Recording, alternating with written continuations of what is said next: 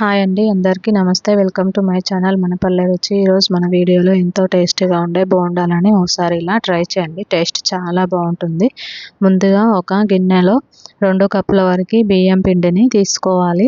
తర్వాత ఇందులోనే 1 కప్పు గోధుమ పిండిని కూడా తీసుకోవాలి.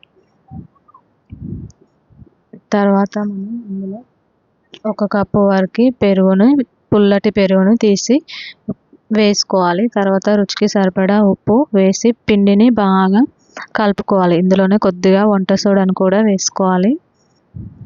అన్నీ వేసిన తర్వాత పిండిని ఒకసారి ఇలా కలిపి పక్కన పెట్టుకోవాలి. పిండి అనేది మనకి ఇలా కొద్దిగా మెత్తగానే ఉండాలి. ఇలా ఈ విధంగా కలుపుకొని ఒక 10-15 నిమిషాలు పక్కన పెట్టుకోవాలి. మీకు ఒకవేళ గట్టిగా అనిపించినట్లయితే కొద్దిగా వాటర్ని కలుపుకొని పిండి ఈ విధంగా వచ్చేలాగా కలిపి పక్కన పెట్టుకోవాలి. 10 నిమిషాల తర్వాత ఇందులోనే కొద్దిగా జీలకర్ర, అలాగే వాము, సన్నగా కట్ చేసి పెట్టుకున్న ఉల్లిపాయల్ని కూడా వేసుకొని మరలా ఒకసారి బాగా అన్నీ కలిసేలాగా కలుపుకోవాలి. పిండి అనేది ఈ విధంగా ఉంటే మనకి బోండాలు అనేవి వేసుకోవడానికి బాగుంటుంది. మరీ మెత్తగా అయితే మనకి బోండాలు అనేవి షేప్ కరెక్ట్గా రాదు. ఇలా ఈ విధంగా ఉంటే మనకి బోండాలు వేసుకోవడానికి పిండి కరెక్ట్గా ఉంటుంది. ఇలా మొత్తం పిండిని బాగా కలిసేలాగా కలిపి పెట్టుకోవాలి.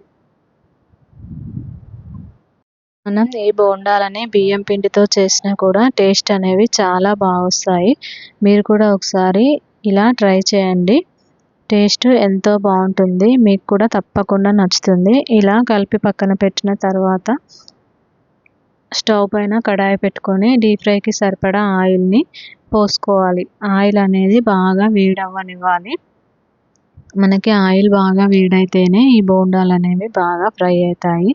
ఇలా వేడైన తర్వాత ఈ బోండాలని ఇలా వేసుకోవాలి.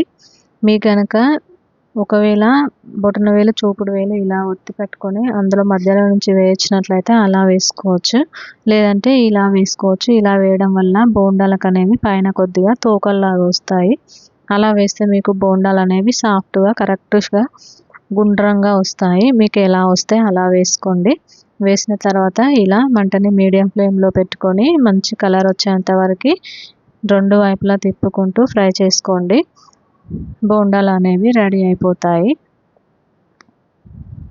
ఇలా ఈ కలర్ వచ్చేంత వరకు ఫ్రై చేసుకొని పక్కన పెట్టుకుంటే మనకి ఎంతో టేస్టీగా ఉండే ఈ బియ్యం పిండి బోండాలు అనేవి రెడీ అయిపోతాయి.